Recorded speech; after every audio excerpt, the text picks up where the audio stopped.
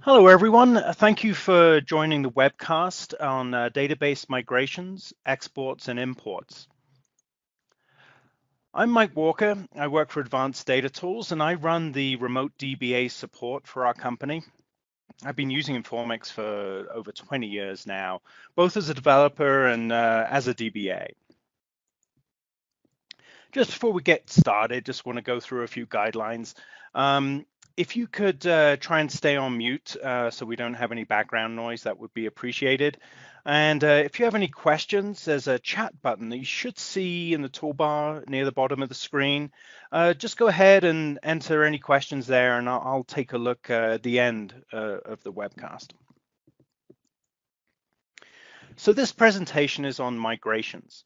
We're not going to focus on upgrades or anything that can be done in place, but really we're going to look at when we have to move data from one Informix instance to another.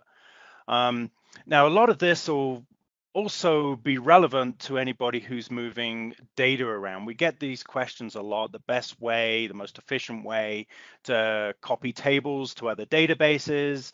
Perhaps if you're trying to populate a lower environment with production data, anything that involves moving large amounts of data around.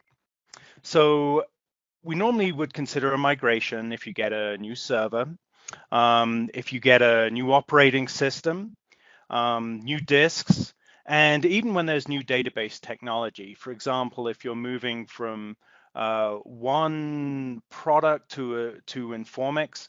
For example, we've done a few migrations from Redbrick over to Informix, and a lot of the concepts are going to be exactly the same.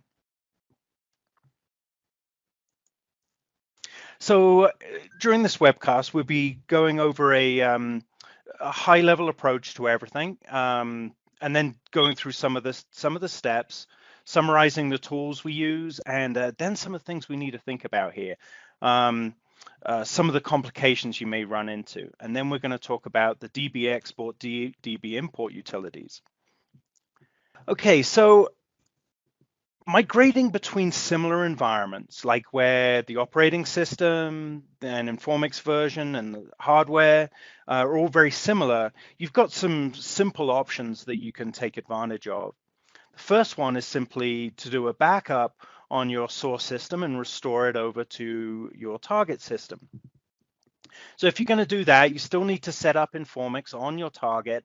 You either do a new installation or you can copy the files from your source system. You go ahead and create the files or the logical volumes. Because you're doing a restore, you do not need to go ahead and create all the chunks and all the DB spaces and everything. Those will be laid down as part of the restore. So you perform an archive on your source systems and then perform a redirected restore on your target using onbar or ontape. Another way, when the systems are identical, is to stop Informix on your target or block it and copy the chunk files and all the links and everything over to your target. If you're using cooked files, it's a simple copy. If you're using logical volumes, you may be able to perform a SAN copy.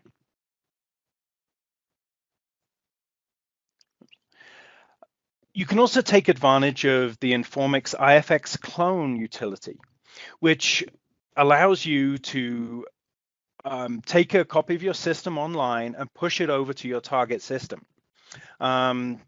It's a very powerful utility. It's got a few quirks, but if you're on a more recent version, you can even use the create chunk file option to actually create cooked files over on your target system. So you don't need to go ahead and create all those ahead of time. It's really quite nice.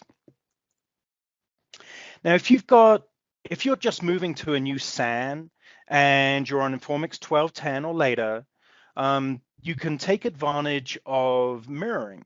So you can create devices on your new SAN array. You mirror your chunks on your source system over to the new array. You let them sync up, and then when that's all synced, you switch the primary and mirrors, and now your primaries are running on the new SAN. And you can use the function or the task swap mirror to perform that operation. Now, those are the easy ways when you're moving between systems that are almost identical. But where the complication comes is where you're moving to a different operating system or different hardware. In those cases, you can't just do a copy of the chunks or can't do a restore. Instead, you need to unload all the data on your source system, copy it over to your target system and load it. Now, we do this using unloading all the data in ASCII format. That way it's just super transportable. So you can just reload it into your target environment without worrying about any of the quirks of the OS or the Informix versions. Okay, so when you copy to a new environment, you're going to go through these basic steps. You're going to install Informix on your target server, and you're going to configure it all, just like a new installation. You're going to go ahead, create the logical volumes, the DB spaces, and everything on that target system. Once that's all done, you can go ahead and create an empty database or databases. Once you've got your database in place, you can start creating your tables. And then you have to work on unloading all your data from your source system, copying it over to your target system, and then on the target, loading it into those tables. Once you've got all your data moved across, you go ahead and create all the other objects, the views, the indexes, and so on. And when you're done, you update statistics. So that's the high-level view. Now, where the work is going to be is unloading all that data, copying it over to the target, and loading it. Just because if you've got a sizable database, that's going to take a lot of time. Okay, so look at these steps in more detail. Preparing a target environment. You're going to install Informix on your target, and because we're doing ASCII unloads and loads, Informix can be a different version.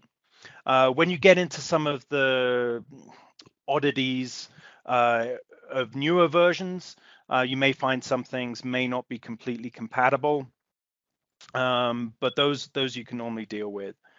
Shouldn't be any showstoppers there. Go ahead and create the volumes or cook files on your target, create all the links. Then you copy over your own config and make any changes relevant to the new environment. But if you are moving to a newer version, we'd strongly recommend you take the onconfig.std file and review that and make the changes to that new onconfig. That way, if there's new parameters as part of the new version, they'll be included in the file. So copy over your SQL host file and make any changes for the new machine. You also have to update your hosts, the services, the trust files, and then any other customizations that you may have made on your source system need to be replicated over on your target system. And often you make changes to the alarm program or the evidence.sh. Create all your users over on the target environment. And you set up Informix, you initialize it. And once it's initialized, you can go ahead and create logical logs, the physical logs, create your chunks and DB spaces.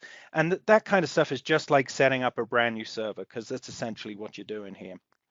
Then you create your database, and then you create any specific things like row types or time series containers.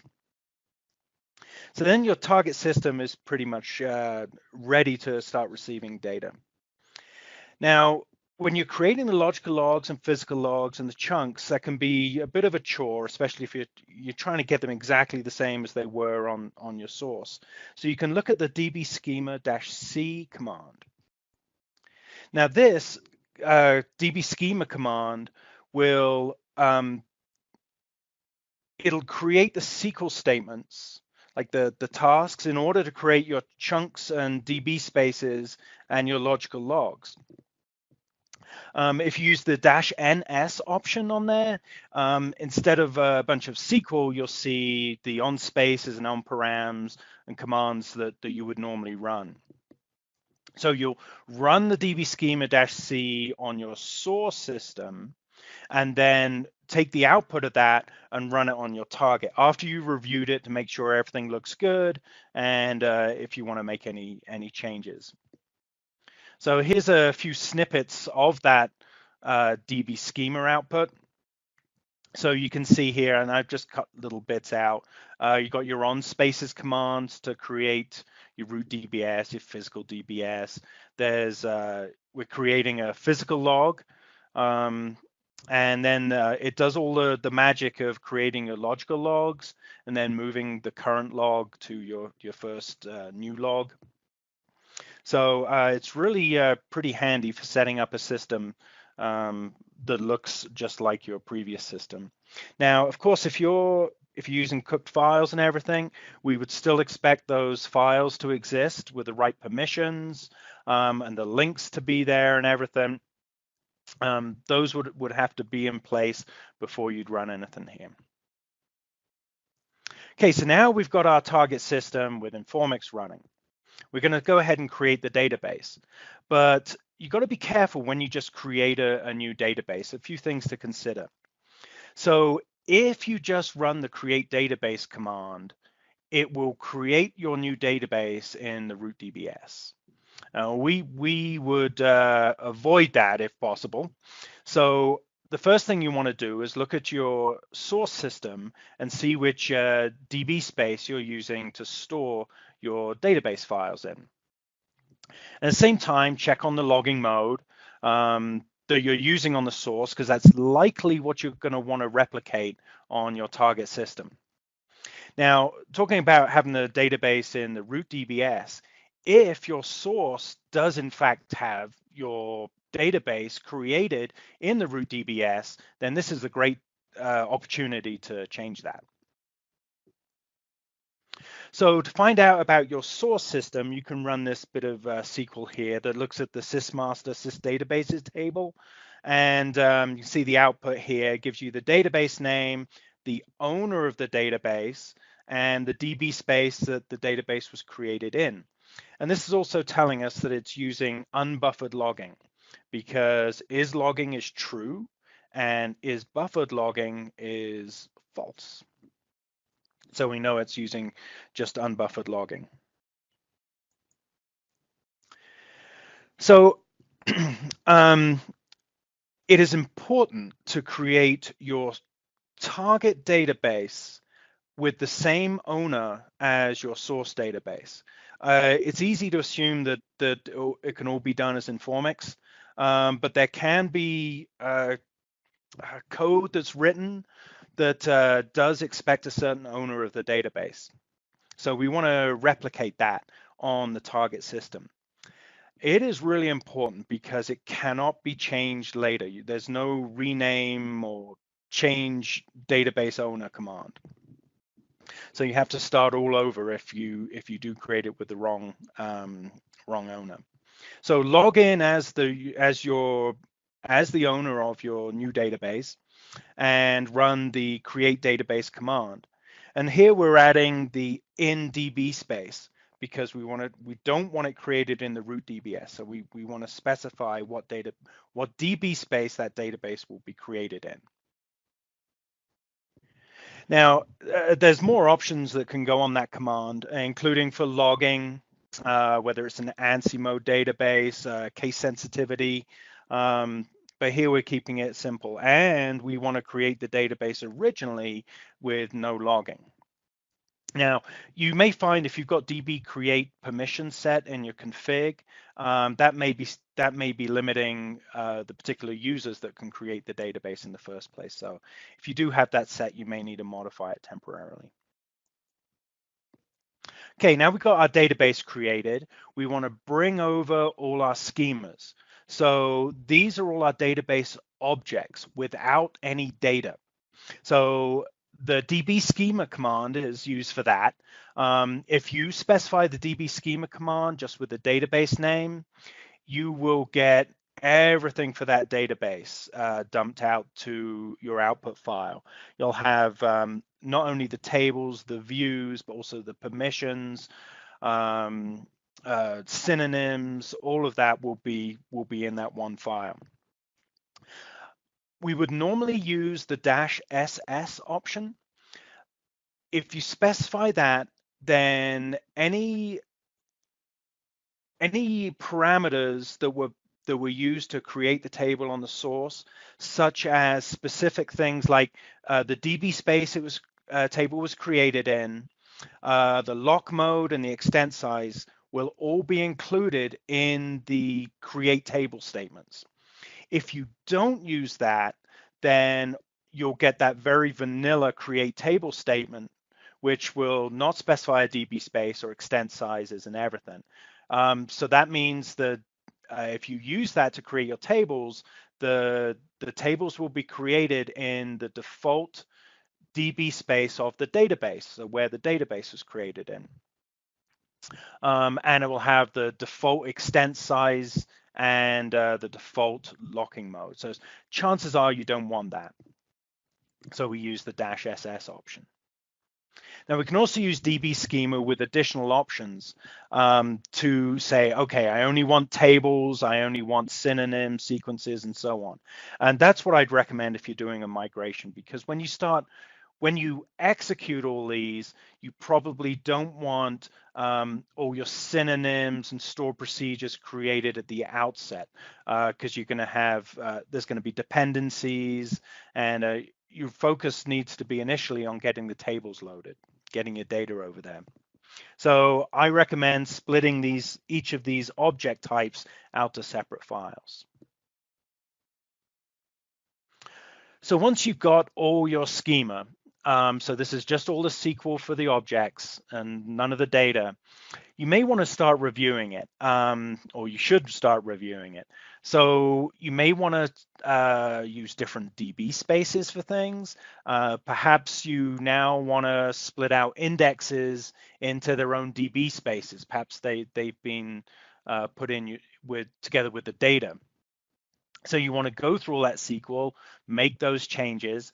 You may want to consider whether you want to move to different page sizes. After looking at your tables, you may figure out that it would be more efficient to use something other than the default page size. So perhaps you want to put your indexes in new DB spaces that are created with 16K pages, for example.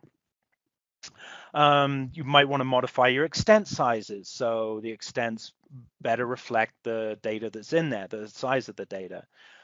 Change your lock modes, and just take a review of the whole thing to try and figure out what your target system is going to look like. So once we've got all our SQL files and we've modified them, we want to run or create those tables using DB access. So we would just run DB access against your target database and run the SQL file. Now, I use the -E option on DB access. That displays the commands or the SQL as it's running. That's really handy because afterwards, if you do review your output file and find that there was an error, perhaps it was where all the indexes were created, you won't be able to tell from your output file which index had the failure. So you'll end up counting the number of, create index or index created successfully messages. You go, okay, like 30 indexes were created, 31 failed. So then you go through your SQL file, try and find out, okay, which index was that? And that can be a pain. But if you use the -E option, you'll see for example, the create index statement listed right before the error message. So once you've run your SQL, be sure to check it for errors afterwards. I normally run a grep on the output file, looking for a number at the beginning of the line, followed by a colon, which is the way a message would normally be dumped out to the file. Okay, now the fun stuff of unloading and loading the data. So this is where you'll probably spend most of the time. Now, even if you're using a database that is not Informix, you can still migrate that data if you can find a way to unload the data from that source server in an ASCII format, and preferably pipe delimited. Doesn't have to be, because you can load it if it's not pipe delimited, but that's normally the default for most of the load utilities. Now, if you're using a small database, or if you're migrating a small database, then you can use the Informix utilities, dbexport, dbimport.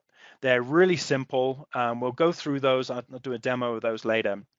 But the nice thing about that is it's really simple, and you don't need to go through the steps I described earlier about creating the database or all the tables beforehand. It will do that all as part of its operation.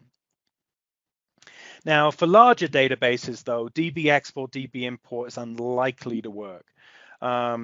It'd just be too slow. So what you'll end up using is a combination of tools. You may well use dbexport, dbimported for some of the smaller stuff, and then make modifications to it. So only certain tables are excluded, for example. You're going to use DB schema a lot. You're going to be using DB access, and then SQL unload and load, external tables, DB load, high performance loader. If you're using time series, you'll probably end up using the time series loader. You may end up using enterprise replication for some things. And then it gets into the Unix utilities you'll end up using. You'll probably be using some sort of compression utility, awk, sed, various things to modify the data files. And then you're going to be using shell scripts, copy utilities. There's a whole bunch of things that will come together for your migration process. So it's not just like a single tool. There's going to be a lot of customizations if your database is large. So once you've got all your data over there, then you do execute your final steps of building all the indexes, constraints, sequences, and so on. You do need to watch for dependencies. You may find that you've got views that reference synonyms or vice versa. Your triggers are going to probably call stored procedures and so on. So the order in which you run these needs to be thought about before you go ahead, and you do need to watch out for those dependencies. Once we got all that in place, we're going to be updating statistics. Okay, so that's the high-level view of the steps we're going to be executing as part of a migration. But there's a few details that I wanted to go over, things to think about when you're doing this migration. So indexes and constraints. So when you're loading data into a table, and that, especially if that table is large, you do not want to be doing it with constraints and indexes. You're going to be doing a lot of extra work as it rebalances the indexes and so on. It's going to take a lot of extra time, plus you'll be left probably with indexes that are not as efficient as they can be, because they've just been split so often. So for that reason, we want to disable them before we load the data. And that's if they're even in place in the first place. If you build your indexes later, then this isn't an issue. But so you disable constraints before you disable the indexes. And the reason is that some of the indexes are used to support the constraint. If you try and disable the constraint or disable the index before the constraint, you may end up with a problem because of that dependency. So disable the constraints followed by the indexes. And again, when you enable them, you enable the indexes first, followed by the constraints. Now, if you do have triggers on there, which I don't recommend, I'd add all those much later in the process. Then you can disable and re-enable those also. You probably don't want those firing while you're loading data into your table. Now, logging. Now, this is a big thing here. It's one of the things that can bite you when you're loading, whether it's a whole database or tables, is if you're doing it with logging enabled. Now, if you're using logging, then you may run into problems with long transactions, which is be followed by possibly a long rollback. And running out of locks or a whole bunch of locks added. Plus, there's a performance overhead if you're using logging, because all of the changes are logged out to your logical logs. So we would recommend using no logging when you're loading your data to avoid these problems. Now, in some cases, you may not be able to use no logging. These may not be an issue if you're creating if this is a full database migration, but if you're loading individual tables, then if you're using replication of any sort, then you may not want to have no logging. Because you'll need to have logging enabled in order for replication to stay in sync. Now, you also run into problems with synonyms if you're trying to reference an external database that has a different logging mode. So those are things you'll want to hold off until you've got your database loaded and then create them. Do not recommend using no logging if you're loading time series data, because things can get really out of whack. Okay, so ideally, you can create your database with no logging in the first place, and that's it, as we did in the example earlier. If you don't specify a logging mode, the database will be created with no logging. But if you do have logging already on, then you can disable it and then later re-enable it with the on dblog command. So there's some examples here. If you use in the example here, we're setting the test DB to unbuffered logging with the on dblog command. So it's pretty simple. You just specify unbuff followed by the database name, or just buff if you're going for buffered logging. Once you run the command, you may find that it doesn't take effect, and that's because if you're going from non-logging to logging, then you need to do a backup, and a fake backup is fine. You can just, even if you're an on-tape user, then you can still use onbar with the -B-F, and that'll run a fake backup. And the way to tell is to look in your online log, and if you don't see a message that the logging mode has been changed, then it hasn't taken effect. So make sure you run that onbar -B-F. It's the same if you're going from logging to no logging. You run the on dblog command, but here you don't normally need to run a fake backup. Again, check the Informix log file just to make sure that the change was effective. Another thing to remember is if there is anybody in the database, just even logged in or connected to that database, then this command will fail. You need to have exclusive access. Okay, continuing with logging. Now, if you don't want to change logging at the database level, you can change it for individual tables. This is handy if you're just trying to do a smaller migration of a subset of tables. So here you can change your table to type raw. Raw tables are not logged.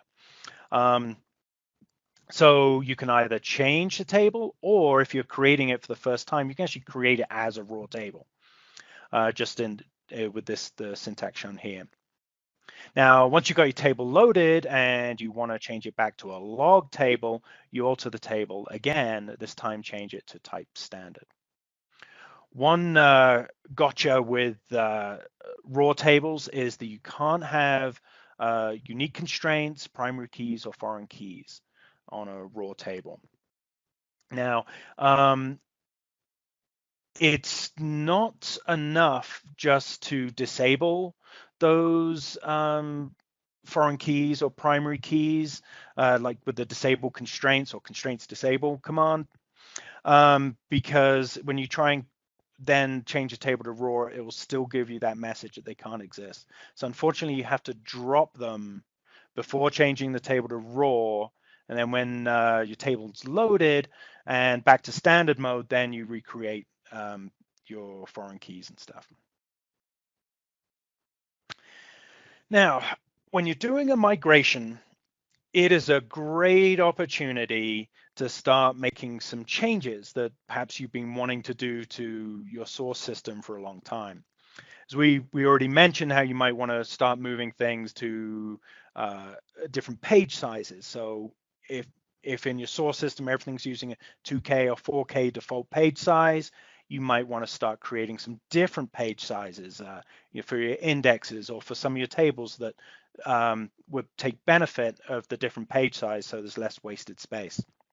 But when you do that, you also need to consider that you do need new DB spaces created with the different definition, and you need to start adding different buffer pools for the different page sizes.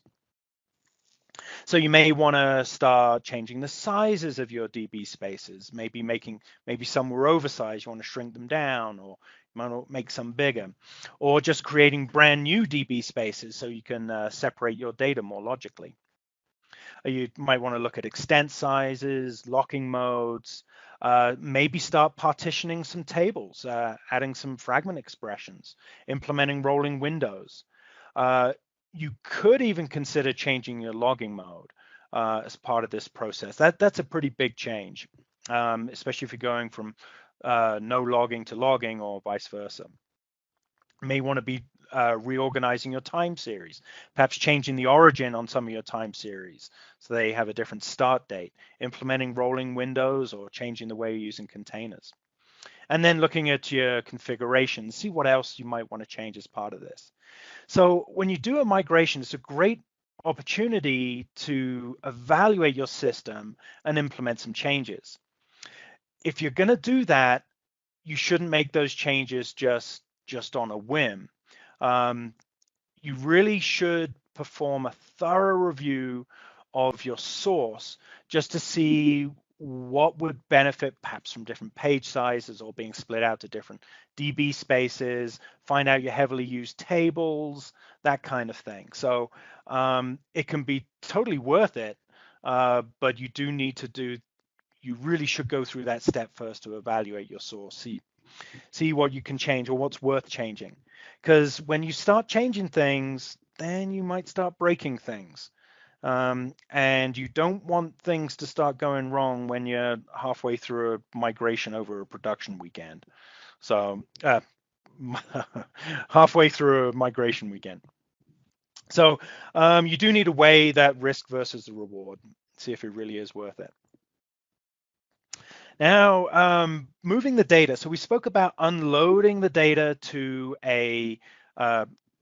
on your source system and loading it on your target system. So in between there, you've got to move that data between the two systems. Now, you're probably familiar with FTP, SFTP, RCP, and whatever. You can use those commands just to move those files over to your new server. An easier way, though, is if you're using an NFS mount. So that's a file system that is shared between your two servers. That way, you just write it out from one system and it's automatically available on your other system. Now, when you're copying this data around, it kind of makes sense to compress it before you move it to your other system and then uncompress it on the other system. Thing is, the compress and uncompress are pretty expensive operations. Do some testing before you look at that. You may find that the overhead of doing the compressing and the uncompressing is offset by the time taken or the time saving that you get by moving that data across the network. You do need to make sure you got enough room to stage all these files. They can get pretty big. So make sure you got room for that. You may also run into problems with the max file size, depending how your OS has been configured or your file systems have been set up. You may run into limitations there. So ideally get that increased, or you may end up chopping your data into smaller parts. And this is always the big question that you get is how long is it all going to take? Yeah, so you always need more time than you have. So you end up spending a lot of time trying to tune the migration, either using different tools, trying to do more stuff in parallel. The point I'm trying to make here is that you really need to test this. You need to start moving to a new system before your production window. Ideally, you've got your new server all to yourself originally or at the outset. So you need to test the migration.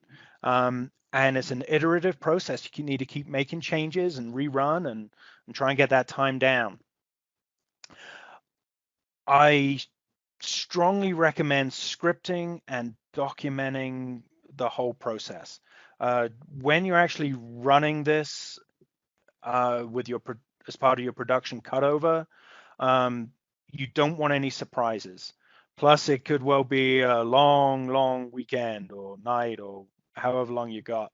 So if you've got it all documented and everything's all listed out, it'll make things go a lot smoother. Now, of course, sometimes it may just not be practical to move all the data during a single outage. So you need to look at your tables and figure out whether you can move some of the tables ahead of time. Those static tables you can move over, so you don't need to move them during the outage. But when you're doing that, you need to make sure that they do not change. And you may also be able to move certain rows within tables that do change. Perhaps changes are only made to data in the last 30 days, last 12 months, or so on. Perhaps you could move the data that's older than that over ahead of time before any outage, and then you just need to move the data that's volatile during the switchover. Now, if you are moving data from a system that's changing, you do need to be careful about referential integrity. So if you've got tables that are dependent on each other, you need to make sure that when you move those over, you do get all of the data so that when those foreign keys are created, you're not missing records. Look at the data and figure out how you can chop it up. If the source tables are fragmented, you may be able to do a lot more stuff in parallel. And not just from the same table, from other tables. You may find you've got plenty of bandwidth to do multiple unloads and loads at the same time. Consider freezing production if at all possible. That means not necessarily the data, but table changes, new views, new things, new synonyms, all of those things, because you've probably documented all of this and you've got SQL scripts ready to run on your target system when you're ready to switch over. You don't want to have to keep modifying those scripts because people are still implementing new functionality or different functionality on your source system. So also consider how to check everything once everything's been moved over to the new system. So you probably have all this scripted. As part of that, you should be checking that each DB access command or each utility you're running returns a success when it's done. Grep for errors out of all of the log files and get the number of rows loaded.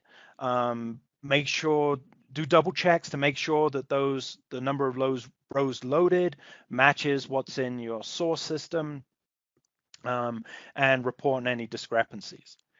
If you are counting rows either in your source or your target systems, instead of doing a count star, it's a lot faster to use the sysmaster systabinfo table for accurate counts. You can also start summing values or getting min, max values, averages, running calculations on your data, both on the source and the target, make sure they match. If using time series, then it can be very slow to count the actual elements in your time series within the records within the table. It may be easier, faster to count the number of elements that are actually in your containers using the tscontainer NLMs function. And then, of course, we've got plenty of user testing on your new system. Make sure everything got moved across okay. Okay, that's mostly about the migration steps and the process. I'm going to talk now a bit about dbexport and dbimport, which are utilities in Informix to move a whole database, so the contents of an entire database, from one system to another. So dbexport, dbimport, they are really simple to use, and they work very well as long as your database is small. You only need a few steps just to make a copy of an entire database. The trouble, though, is that it's slow because it's doing very simple unloads and then loads. It's not doing stuff in parallel. And the big problem is usually that when you run dbexport, it locks your source database. So if you're doing this in production, you'll require an outage. And you'll need everybody out of the system just to kick off the dbexport command. Now so Art has a utility called myimport, I believe, which can get around some of these problems, but that's not provided as part of the Informix installation. So looking at dbexport, what this does when you execute it, it dumps out all the schemas, tables, the indexes, everything to a single SQL file. And as it's doing that, it's looping through each table and unloading that table to an ASCII file, pipe delimited. And each table will be unloaded to a separate file. It'll create all of this in an export directory that's got the name of the database in it. dbexport, you can also use it to export to tape. It's not something that I've done. We would normally just do the export to a file system. So here's the syntax of the dbexport command. I'm not going to go through all the options, but show you how we'd use it in a simple form. So the simple way to export a database is simply to run dbexport, database name, and then we're using the -ss option. If you remember, that's the same option that they use with dbschema, so that the SQL file that's produced contains the DB space names and whether it's row or page level locking and so on. So when you run that command, it's going to create an output file. It does this every time. It's dbexport.out. It's very similar to standard out. You'll see all the commands put to the screen too. So it will then create a directory called database name.exp, and within that you'll have both the SQL file and the unload files. Here's an example. Here we ran dbexport, and we've got the dbexport.out file and a directory, which is your database name.exp. Now the contents of that directory is one file for every table, so one unload file, and then the SQL file, which has got all of your statements in to create your tables, views, and everything. Now you'll see the format of each unload file name is kept short. It's the first few characters of the table name followed by what's that? 1, 2, 3, a 5-digit number, and that number is your tab ID. Now, we can do some things with dbexport that might help if you're using a larger database. Now, if you've got like a ginormous table in your source system, it's going to take a long time to export and a long time to import, just because it takes time to unload all that data to a file. You may choose to either ignore that table completely, but more likely you'd probably want to export or unload that table and import it into your target system using another utility, perhaps high performance loader or whatever.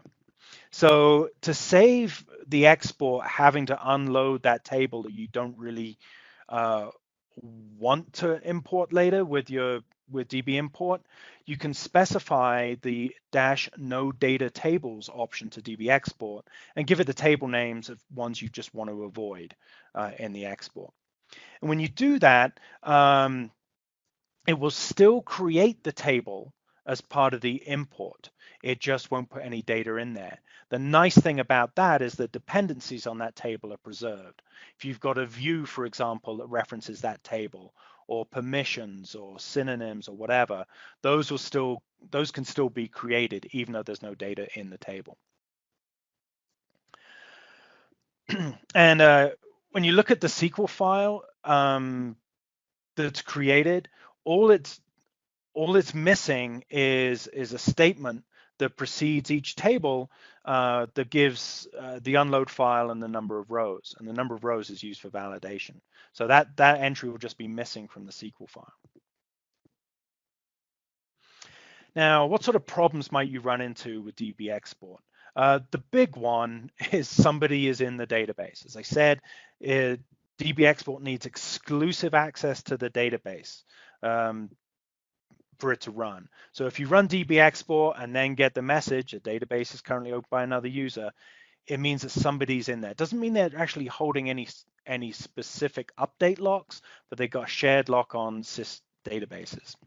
So you need to get them out. What I often find is that it's myself in another window in that database running some query or something. So be sure to look for that. Of course, you need enough space in the directory and the file system to unload everything. A problem with dbexport is that if you do run into a failure, you cannot just resume it. So if you spend an hour or so unloading or exporting your database and then you run out of space, you cannot just resume the dbexport from where you left off. You have to start over.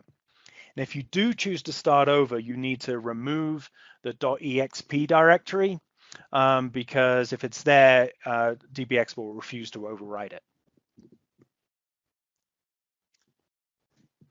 Okay, once you've exported the data, you use dbimport to bring it into your target system.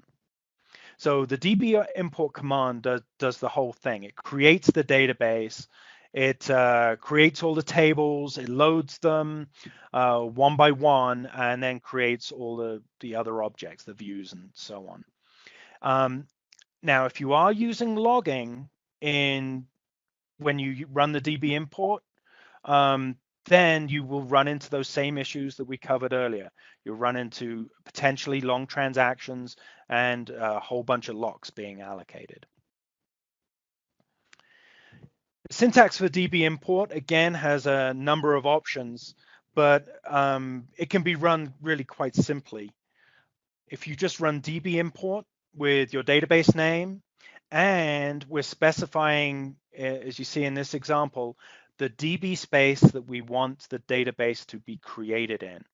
Just like the create database SQL command, dbimport will create the database in the root DBS if you don't specify another, a specific DB space name. So when you run this command, it will be looking for the .exp directory that was created by dbimport with the same name as the database name, and the SQL file in that directory again with the database name. If we do not specify any additional options for logging, the database will be created with no logging, and that's if you're able to, that is the way to do it, to avoid those issues with locking and with long transactions and so on. Now, before you DB import your new database into your target system, you might want to look at that SQL file. And this is your chance to change those DB space names, change those extent sizes, change the lock mode, other changes that you may want to make. You've got to be careful about changing the structure of the tables themselves, because they do need to match the unload file, or you will get errors. You can also change the name of the database that you're going to import. And to do that, you simply rename your export directory and the name of the SQL file inside that .exp directory. Now, what sort of problems might you run into with a DB import? So you may run into those problems with long transactions. You may have made a mistake to the SQL file and so on. If you do run into an issue, you cannot resume the import from where you left off. So you need to drop the database and start over. However, if you've got all your tables loaded, if the DB import got beyond creating and loading the tables and failed perhaps creating indexes or the views and so on, because it's just a regular SQL file, you can just execute the SQL from that error, from where it hit the error, and the remaining SQL. You can just execute that just in DB access, which is great if you spent several hours running your import, then run into an issue because you specified the wrong DB space name and your indexes. You don't have to start over, you just run the SQL that didn't get executed. Now, if you do start messing around with the unload files or the schema, DB import may recognize as a discrepancy, and you'll get a message that that the data is corrupt or something. You'll get that data is corrupt if the number of rows in the actual file, the unload file, differs from that count that's in the SQL where it creates a database, creates a table, I mean.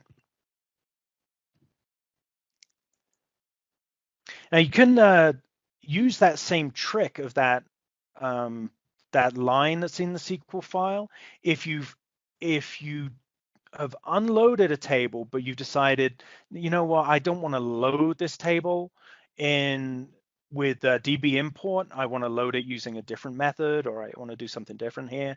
You can just remove that line from the SQL file that specifies the name of the unload file and the number of rows. Just delete that from the SQL file, and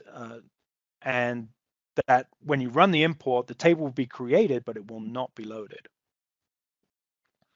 And I mentioned the logging part of the import. Now, we'd prefer to import the database with no logging, or when it's defined as no logging. If you do, at the end of the process, you do want to have logging turned on, then again, we use the on dblog command. Or if we do want to import the database with logging enabled, then on the db import, we specify the --L option. If you've got synonyms in your SQL that reference an external database and you're trying to import your database with no logging, you may run into issues because that synonym cannot be created if it's referencing a log database. So you may want to remove that, or you should remove that before you run your import. And if you are importing a database with logging, then you can modify that SQL file, and in that create table command that's in there, you can actually set it to raw. But be careful you add a alter table to set that table back to standard before any foreign keys or unique constraints are added to that table.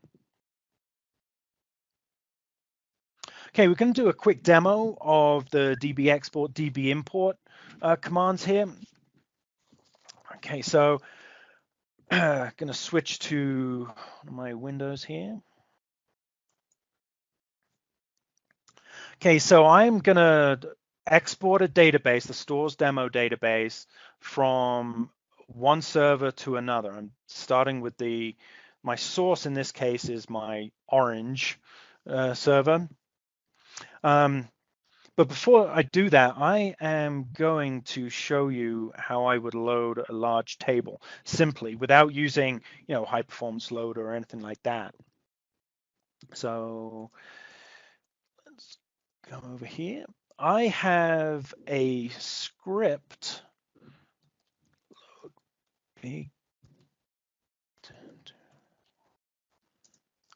Which I'm going to go over with you. So we're going to load this table called Big Tab 2. So before we load it, remember we say we want to get rid of any indexes or constraints on the table. And because we want to load it as raw, we cannot simply disable any foreign keys or primary keys. We need to drop them. So that's exactly what we're doing here. We're going to drop the constraint, and we're going to drop an index. Now, if there are any other constraints or indexes on the table, we can simply disable those. They're okay with if we set the table to raw. So we alter the table, change it to type raw. I'm going to load from an unload file.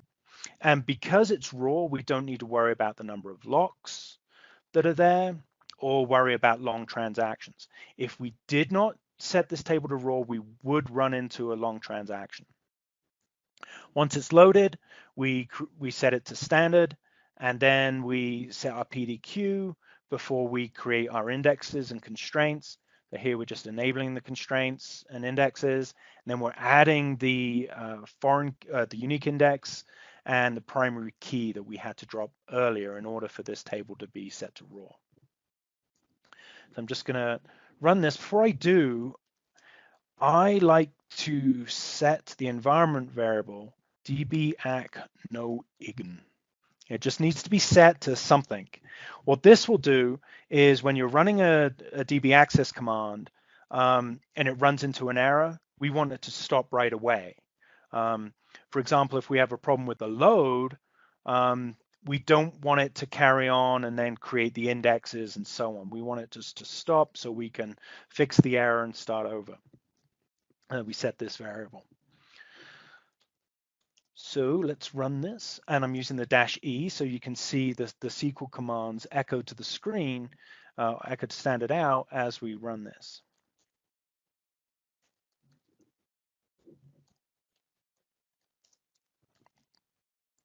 So you see how the commands are listed here, to then followed by the status when it works.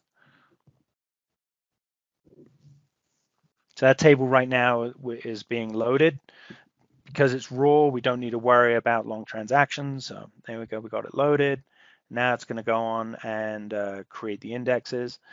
Because we've set it back to type standard, we can now have our foreign keys on there. All done. Okay, now this is loaded into our stores demo database. We want to migrate this stores demo over to our other server. We're going to use dbexport for that. Now, migrate here is I've set this up as an NFS mount. So files created here will automatically be available on the other server. So I'm going to run dbexport. I'm going to export the stores demo database.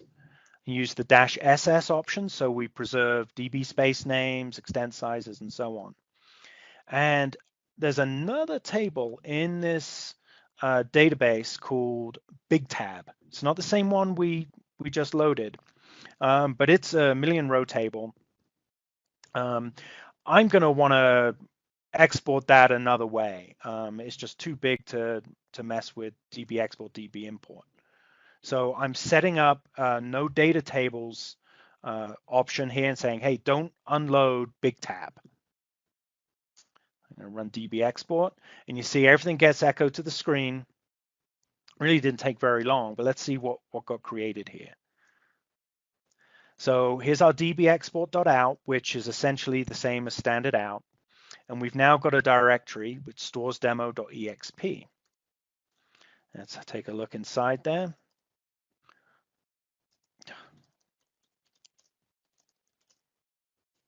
And here's all our unload files, including this one we can tell is the big tab one. And we just loaded big tab 2, not big tab. And here's our SQL file. Now, if we take a look at our SQL file quickly, we'll be able to see big tab 2 should be there. Here's our definition of big tab 2, and it says there's our unload file and how many rows it's got. But right above it, we've got big tab, and this entry is missing the same entry we see down here that has unload file. So the table is created, but it will not be loaded. And the nice thing about including it this way is that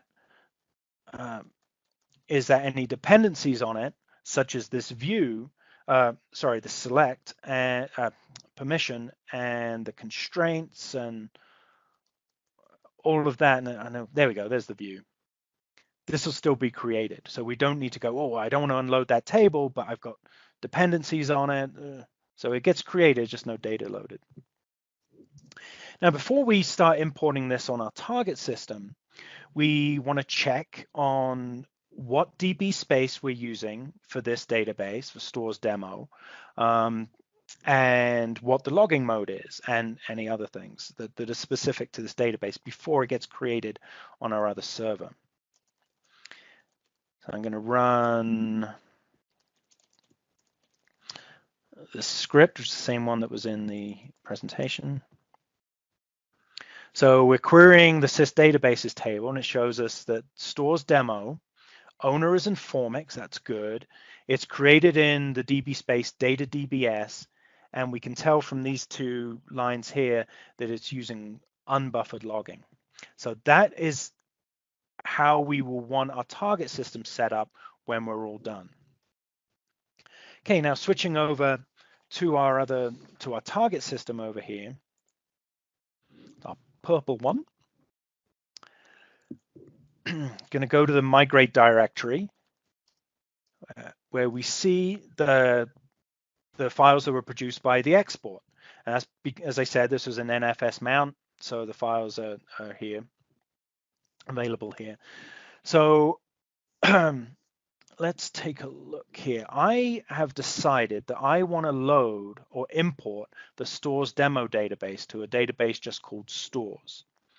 So what I'm going to do, I'm going to rename the export directory just to stores.exp. And I'm going to go into this directory and rename the SQL file from stores demo just to stores.sql.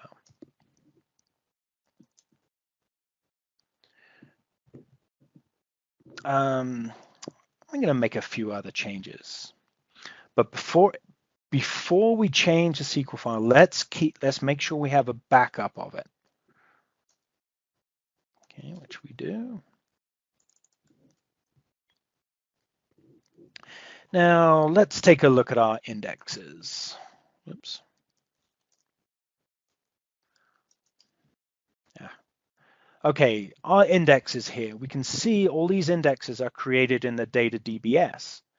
Now, on this server that I already set up, I've got an index DBS, which I did not have on our source system.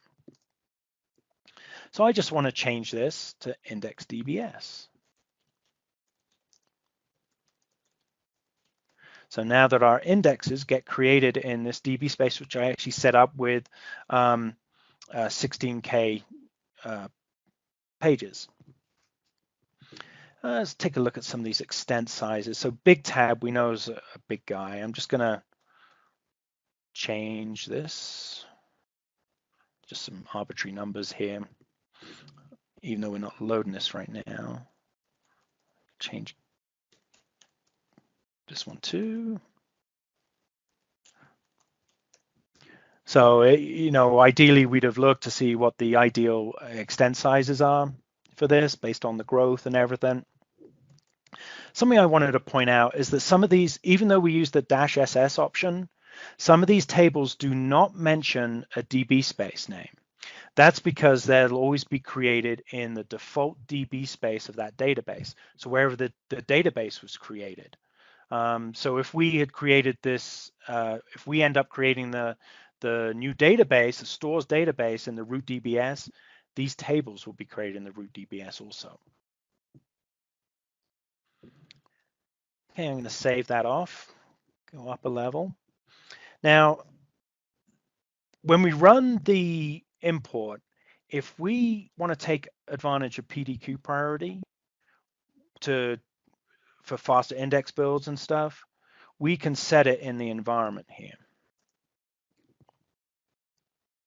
Now, I'm going to kick this off. Now, remember, I'm importing it now with the name stores, and I want to specify the default DB space.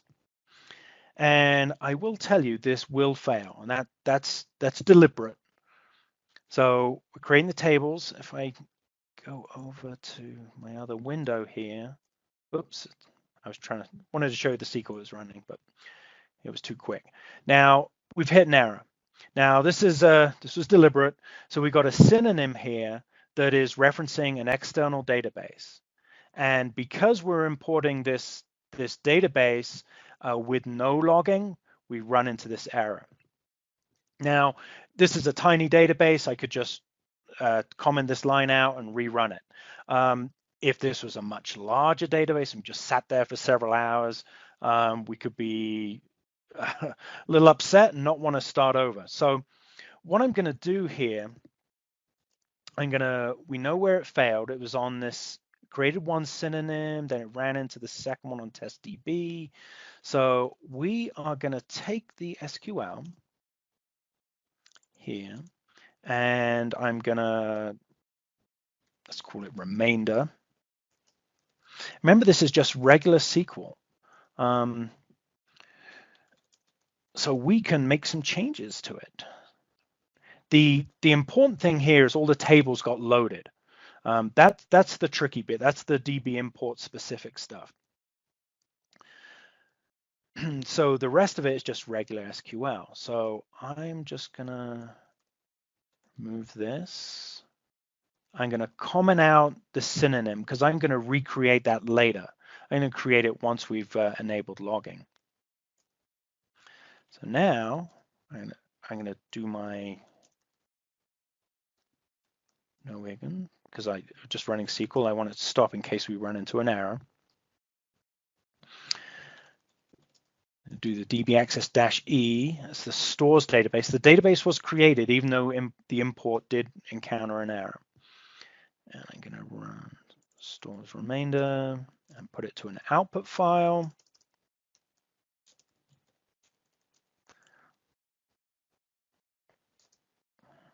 Kick that off. Let's take a look what it's doing. It should be able to see, yep, it is using PDQ.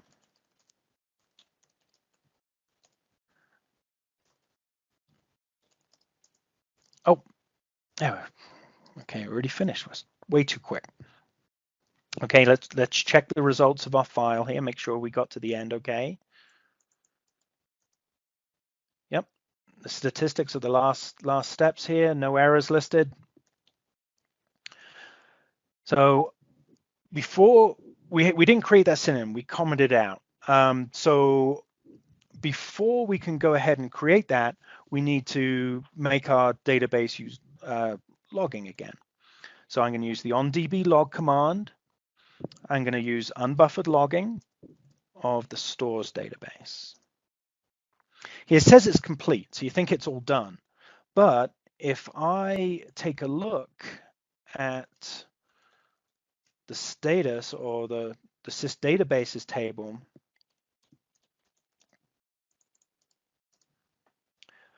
I can still see that the stores database, it says it's no logging. That's because I haven't run our fake backup. Also, there's nothing in the Informix log. So let's just do the fake backup.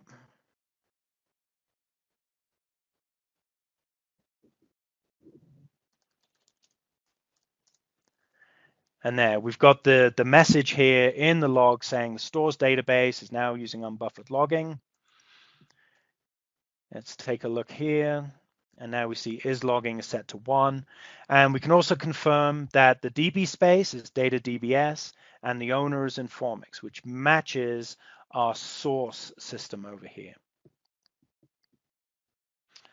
So that is the end of the demo. And that is the end of the webcast. Okay, I'm going to open up to some questions in just a minute. But before I do that, I did want to mention part 2 of this webcast will be on Wednesday, June 5th. So there's so much to cover in doing a migration. I thought this was worthy of a second part. In the second part, I want to talk more about how to speed up your migration by using different utilities like high performance loader, external tables, DB load, and a few other tips and tricks. Now, we offer training on Informix. We got one more course coming up this year after completing two courses already, the advanced course and we had a course just the other week, which will be repeated in October.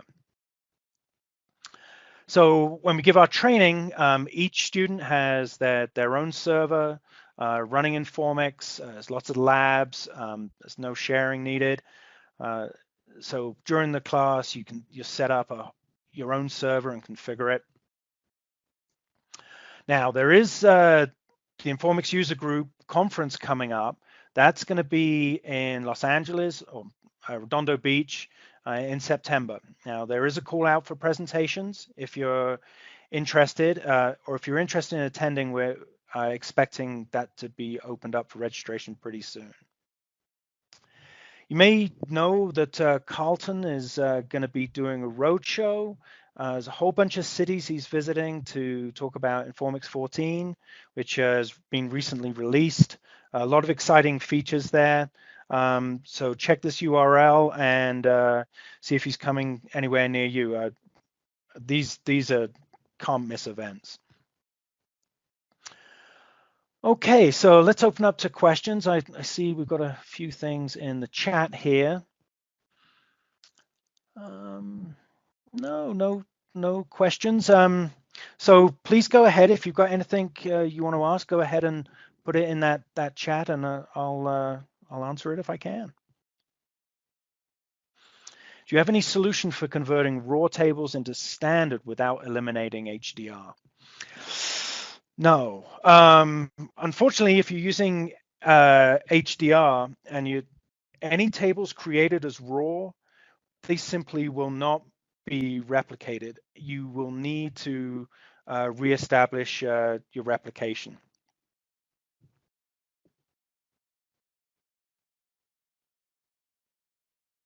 And the problem is because that original create table statement, it will not be in the log file or any data loaded into it. So because of that, it cannot be created on your target server. All right. Well, I'd like to thank everybody for attending the webcast. We hope to have this published on our website within the next few days, by next week at the latest. So would remind you of the second part of this in June, and thank you everybody.